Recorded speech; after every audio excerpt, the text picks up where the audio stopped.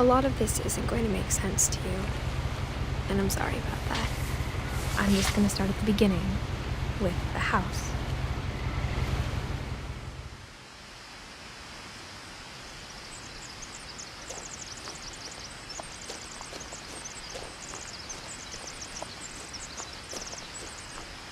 I lived here until I was 11, but I wasn't allowed inside half the rooms.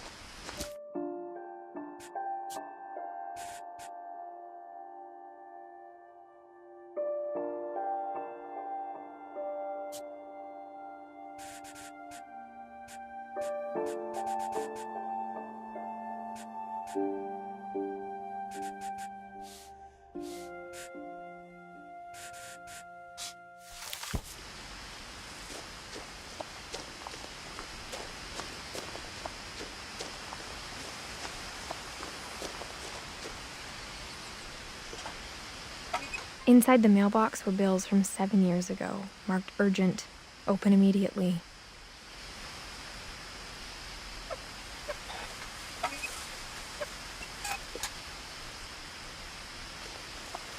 I hadn't been back since my brother Lewis's funeral.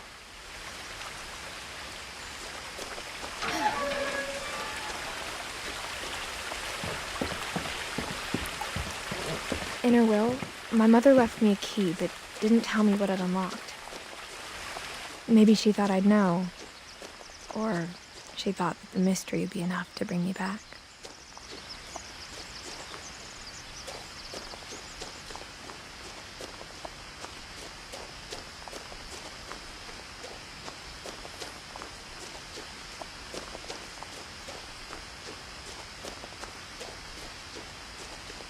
No one had driven this way in a long time, but I saw a few hoof prints.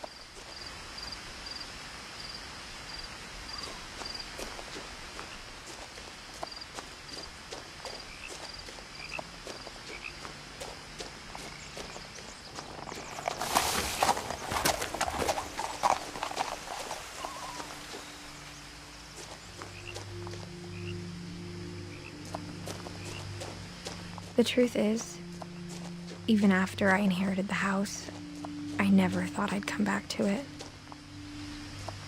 But now I had questions about my family that only the house knew the answers to. The house was exactly like I remembered it, the way I'd been dreaming about it.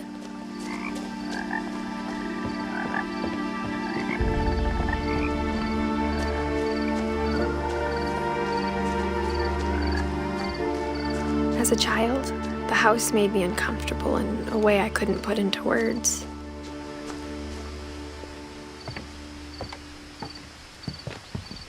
Now, as a 17-year-old, I knew exactly what those words were. I was afraid of the house. I hoped the key might unlock the front door. It didn't.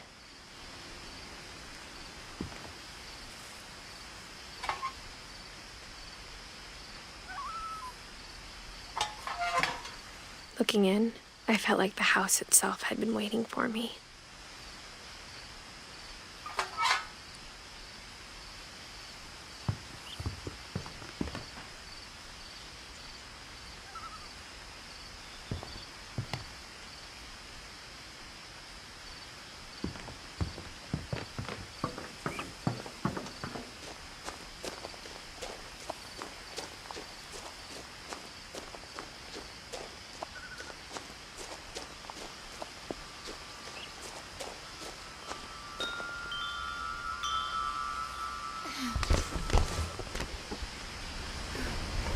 Crawling through the doggy door used to be a lot easier when I was 11.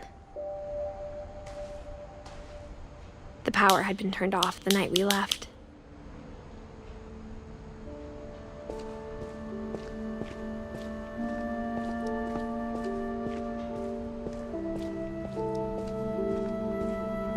For the first time in years, I felt like I was home.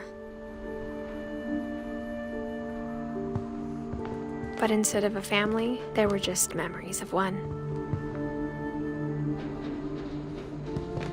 Like how only one restaurant would deliver to our house, so we had Chinese a lot. Or how after Louis started working at the cannery, we all got sick of eating salmon. Except our cat, Molly.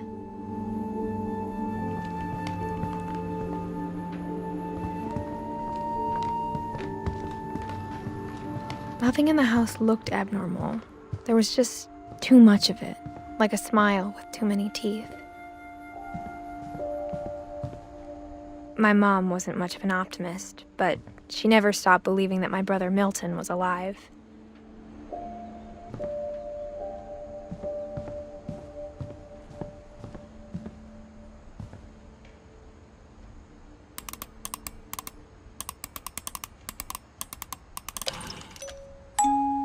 Great-Grandpa Sven built a music box for Barbara, along with the rest of the house. Mom always told me to stay out of the basement, so I wasn't too surprised when the key didn't fit.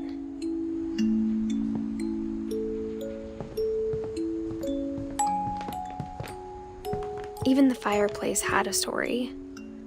Edie told me the bricks came from the original house, after it sank.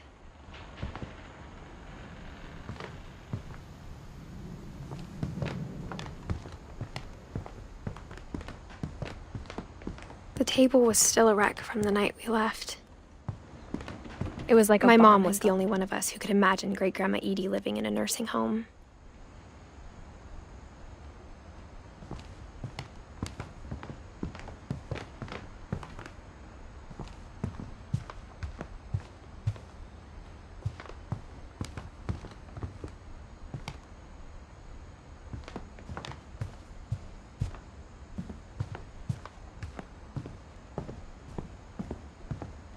A lot of things got left behind in the whirlwind of that last night.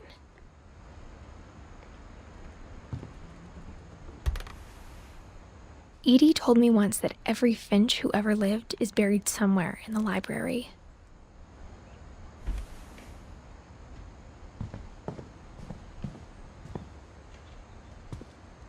After Milton disappeared, Mom sealed up all the bedrooms. Then Edie retaliated and drilled peepholes.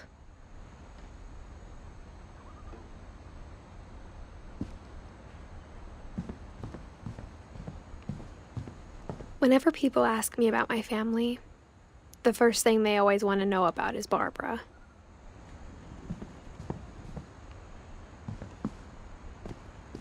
Mom must have locked the third floor stairs on the night we left.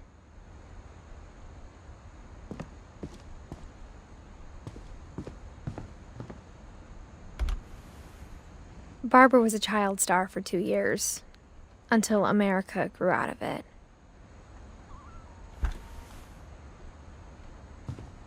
Edie's father, Odin, built the original house.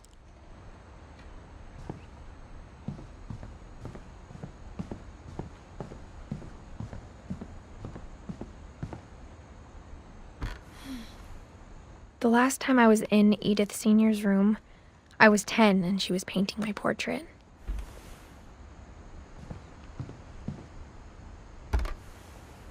As a kid, I just assumed every house had peepholes and sealed rooms you weren't allowed inside of.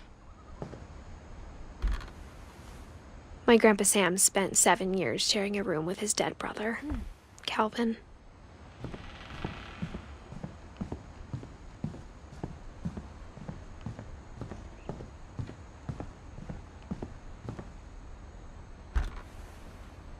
Molly always seemed like a girl I could imagine being friends with, if she hadn't died in 1947.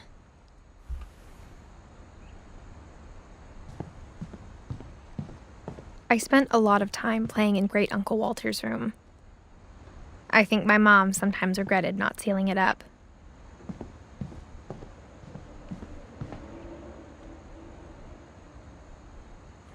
Louis told me there were secret passages, but I never believed him.